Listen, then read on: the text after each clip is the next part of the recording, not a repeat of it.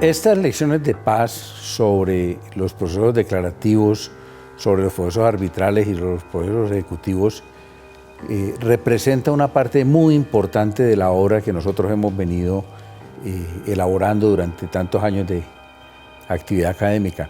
Ese esfuerzo está consignado primeramente en 8 ediciones de ese libro de procesos declarativos, arbitrales y ejecutivos, la última de ellas aparecida en el año 2017. Y he querido que esas lecciones de paz se atemperen a los nuevos tiempos del proceso oral. Y para estar en consonancia con eso, pues hemos ensayado este experimento de llegarle a las personas, a los estudiantes, a la comunidad universitaria, a la comunidad jurídica, de manera vivencial. Y lo primero que vamos a hacer con estas lecciones de paz es lo que hace una persona que se va a introducir en un bosque. Tratemos de ver el bosque primero antes de meternos dentro del mismo. Y con base en eso, entonces, esta primera lección va a tener que ver con los aspectos generales de lo que es la estructura del Código General del Proceso y de la estructura de lo que son las diferentes ramas procesales o procesos que se pueden ventilar en Colombia.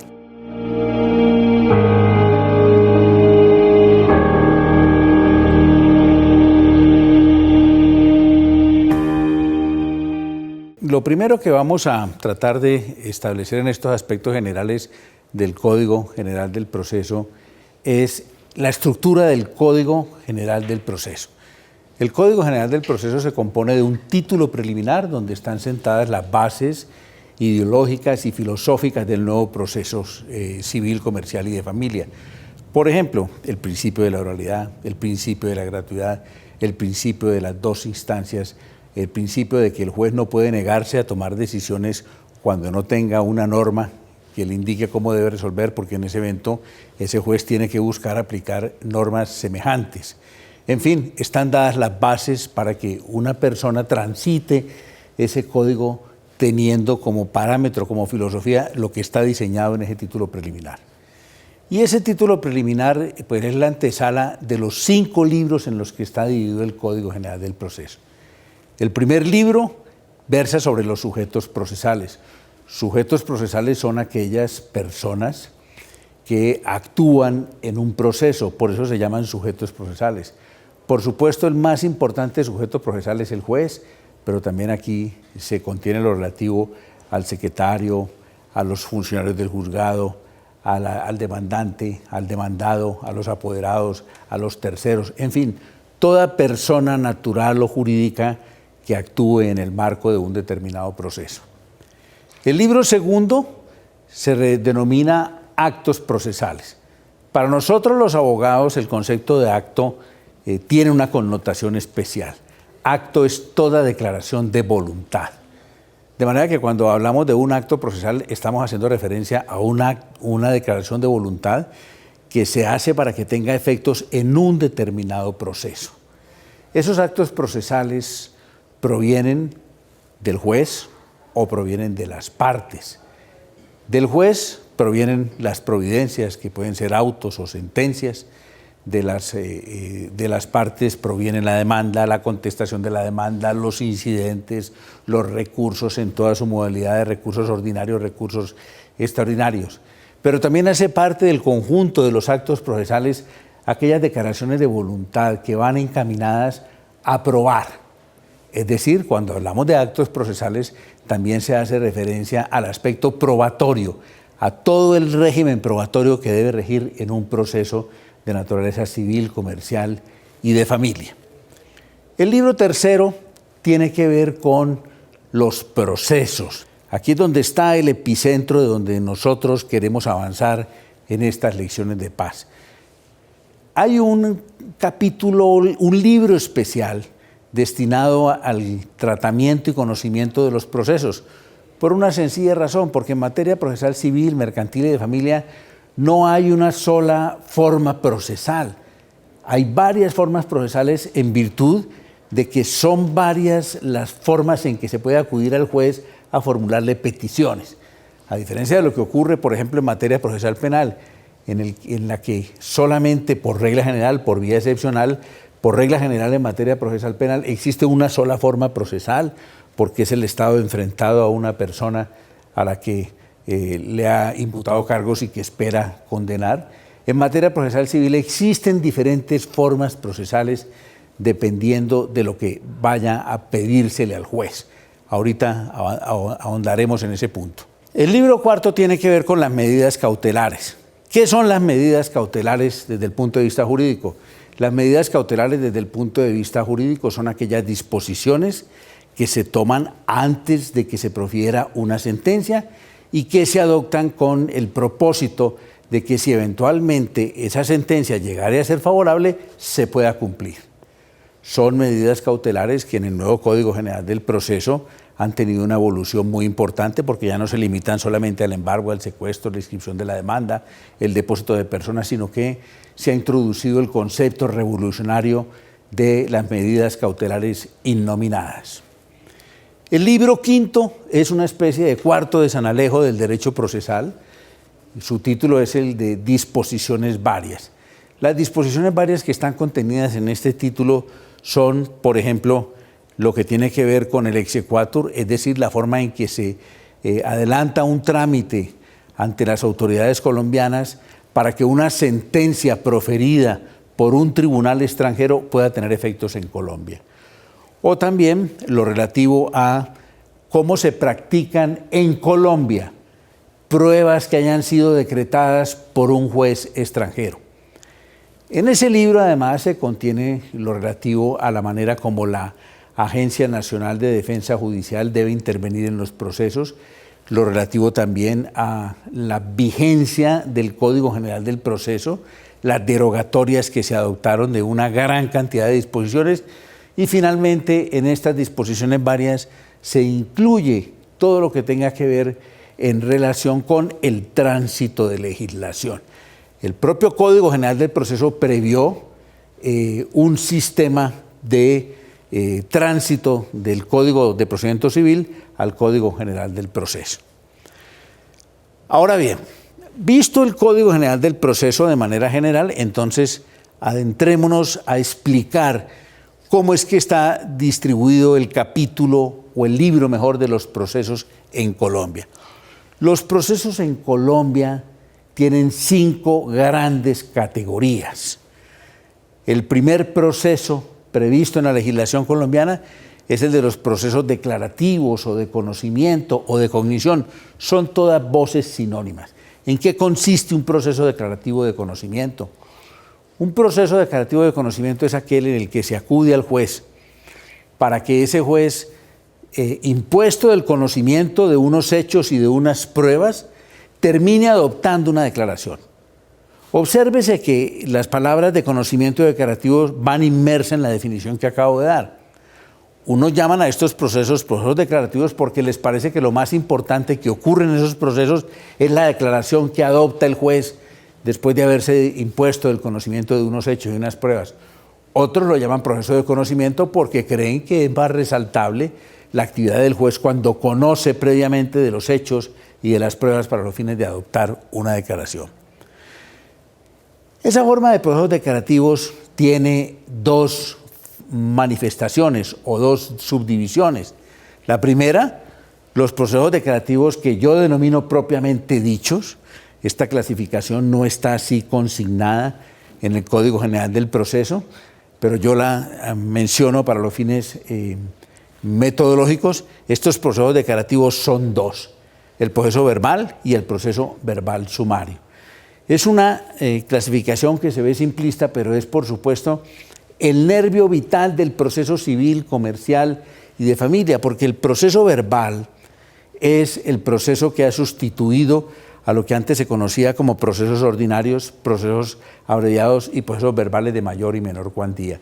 De suerte que la importancia del proceso verbal es mayúscula. Y los procesos verbales sumarios son aquellos procesos que están concebidos para que se tramiten en una sola instancia con el conocimiento del juez civil municipal. Y además los procesos declarativos tienen una segunda clasificación que es la de los procesos declarativos especiales. Esta denominación de procesos declarativos especiales sí la trae el Código General del Proceso. ¿Cuáles son esos procesos declarativos especiales? Los procesos declarativos especiales admiten cuatro formas: el proceso de expropiación, el proceso de linde y amojonamiento, el proceso divisorio y el proceso monitorio. El proceso monitorio, valga la oportunidad para señalar que el proceso monitorio no es un proceso ejecutivo como algunos pueden creer. Es un proceso nuevo que está catalogado como un proceso declarativo especial. Al lado de los procesos declarativos, que es la primera forma procesal, entonces tenemos la categoría o la clasificación de los procesos ejecutivos. ¿Por qué hablar de procesos ejecutivos? ¿Qué es un proceso ejecutivo? Un proceso ejecutivo es una vía procesal en la que se acude al juez no para pedirle que adopte una declaración, como ocurre en la hipótesis previamente explicada, sino para que ese juez busque los mecanismos para satisfacer un derecho que es cierto e indiscutible. En un proceso ejecutivo, el demandante no acude ante el juez para pedirle que le declare un derecho, sino para que obligue a su contraparte a satisfacer ese derecho que tiene el demandante, que existe, que tiene certeza sobre él, pero que está insatisfecho. Esos procesos ejecutivos, en el nuevo Código General del Proceso ha sido unificado el trámite en un solo proceso. A partir de la vigencia del Código General del Proceso se acabaron la división entre proceso ejecutivo singular quirografario, proceso ejecutivo singular con garantía real o proceso ejecutivo mixto. Ahora hay una sola forma procesal que debe regirse en cualquier proceso ejecutivo, claro, pero se han mantenido unas disposiciones especiales para cuando ese ejecutivo toma la forma de un ejecutivo con garantía real, específicamente hablando. La tercera vía procesal o tercer grupo de procesos previstos en el Código General del Proceso son los procesos de liquidación. Un proceso de liquidación tiene por objeto, por finalidad, finiquitar un estado o relación patrimonial. De ahí el nombre, liquidación. El proceso de liquidación tiene diferentes manifestaciones de darse. La principal manifestación de un proceso de liquidación, por supuesto, es el proceso de sucesión por causa de muerte. Pero existen otras manifestaciones del proceso de liquidación, como serían el proceso de disolución de una sociedad, la liquidación de una sociedad y la consecuente liquidación, o simplemente la liquidación de una sociedad, y también la eventualidad de la liquidación de la sociedad conyugal cuando ella ha sido disuelta por causa diferente a la muerte de uno de los cónyuges. Cuando una sociedad conyugal se disuelve porque alguno de los cónyuges murió, la manera de liquidarla es dentro del proceso de sucesión por causa de muerte. El cuarto proceso o la cuarta vía procesal es la de los procesos de jurisdicción voluntaria. Y entonces aquí es muy importante tener en cuenta la siguiente noción teórica de lo que es un proceso de jurisdicción voluntaria. El Estado, a través de sus jueces, no siempre le presta el mismo servicio a los ciudadanos. La generalidad de las veces, los jueces, el servicio que le prestan a los ciudadanos que van rogando justicia es el de dirimir los conflictos. Esa es la labor del Estado a través de sus jueces, dirimir como un tercero el conflicto que se le plantea. Esa jurisdicción, cuando el juez resuelve conflictos entre las personas que están enfrentadas, es lo que se conoce con el nombre de jurisdicción contenciosa. A esa jurisdicción contenciosa se opone esta forma de jurisdicción, que es la jurisdicción voluntaria. La jurisdicción voluntaria tiene una característica y dice que en ella el juez en principio no tiene la facultad ni la finalidad de su intervención radica en dirimir un conflicto. En la jurisdicción voluntaria el juez lo que trata es representar al Estado para que se cumpla un requisito, como por ejemplo otorgar una licencia a un incapaz para que realice un negocio, o cuando, por ejemplo, se trata de la adopción, o cuando se trata, por ejemplo, de la separación de bienes por mutuo acuerdo de los cónyuges que acuden ante un juez. Entonces, en esos eventos no hay una contención, sino que el juez está proveyendo con su intervención un requisito que necesitan esas personas o esa persona que ha acudido a él. Entonces, la característica de la jurisdicción voluntaria es que, en principio, no hay controversia. Porque si hay controversia desde el principio, estamos en presencia de la jurisdicción contenciosa. Lo segundo es que como no hay controversia, pues no hay un demandante ni hay un demandado, porque eso es propio de la jurisdicción contenciosa, sino que hay un interesado peticionario. Y la tercera característica de la jurisdicción voluntaria es la de que las sentencias que se profieran en procesos de jurisdicción voluntaria no hacen tránsito a cosa juzgada material, sino formal. Es decir, una sentencia proferida en un proceso de jurisdicción voluntaria puede ser modificada posteriormente, o bien por un nuevo proceso o por alguna determinación de las partes cuando ello sea perfectamente posible. A diferencia de lo que ocurre en un proceso de jurisdicción contenciosa, la sentencia proferida en un proceso de jurisdicción contenciosa no puede ser desconocida por un posterior trámite de un proceso, porque hace tránsito a la verdadera cosa juzgada material, que es la auténtica cosa juzgada formal en el sentido de la inmutabilidad e inmodificabilidad de los fallos judiciales. Si bien estos son los postulados del proceso de jurisdicción voluntaria, hay que decir que, salvo el primero, los otros admiten excepciones. Es decir, puede darse en un proceso de jurisdicción voluntaria las hipótesis de que, si bien al principio no haya controversia, eso no se opone a que en el curso del proceso pueda surgir la controversia, sin que eso signifique que ese proceso deje de ser de jurisdicción voluntaria para convertirse en proceso de jurisdicción contenciosa.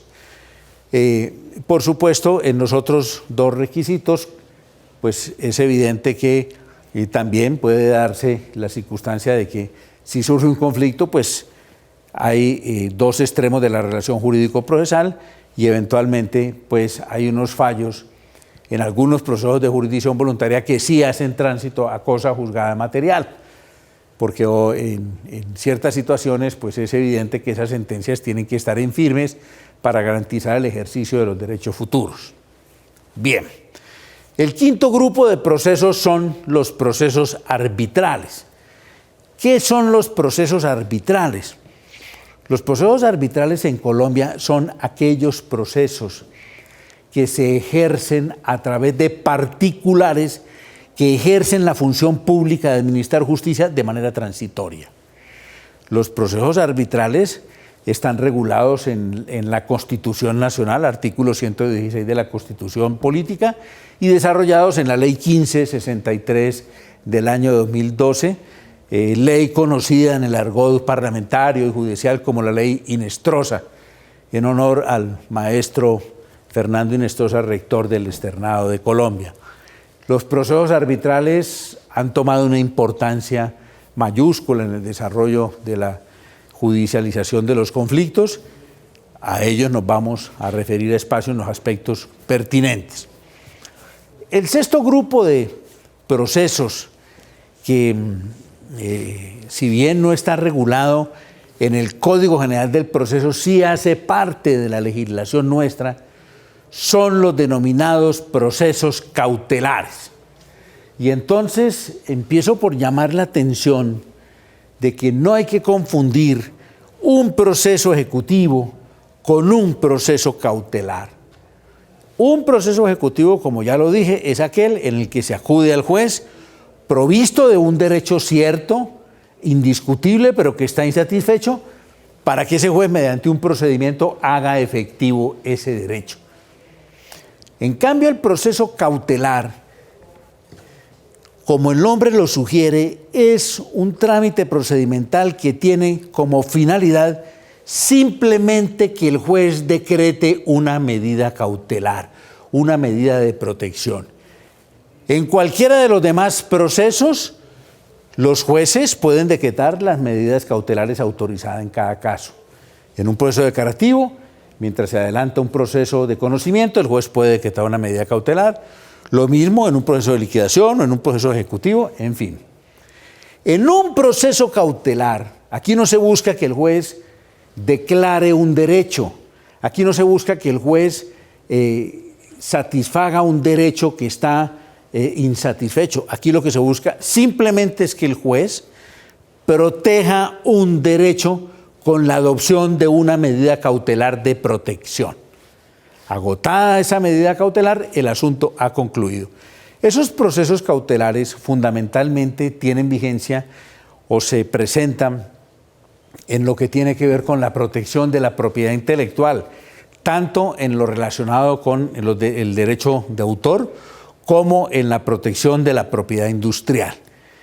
En esos eventos, por ejemplo, el autor, el editor, el artista, el productor de fonogramas, que sabe que le están pirateando un derecho de autor, acude ante el juez, acreditándole que tiene un derecho, para pedirle que proteja ese derecho, por ejemplo, decretando la destrucción de los equipos con los cuales se está pirateando o simplemente tomando disposiciones relacionadas con que si se trata de una obra que se está ejecutando sin pagar los derechos respectivos, se incauten el producido del ingreso de las personas a la representación pública de esa obra. No obstante, es importante tener en cuenta que la jurisdicción agraria, que estaba creada mediante el decreto 2303 del año 89, que había creado unas formas de procesos declarativos especiales para la jurisdicción agraria, fue derogada expresamente por el Código General del Proceso. Hoy no existe la jurisdicción agraria en Colombia. No obstante, en los acuerdos de La Habana, las partes, el gobierno y las FARC se comprometieron a que en unos años se va a restablecer esa jurisdicción agraria. De manera que la jurisdicción agraria ha dejado de existir, pero yo creo que esa es una situación temporal, porque en 1 o 2 o 3 años es muy seguro que volvamos a tener una jurisdicción agraria.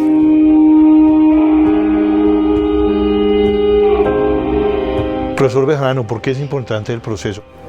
Porque el proceso es el instrumento que le permite en una sociedad civilizada a las personas que tienen controversias dirimirlas pacíficamente.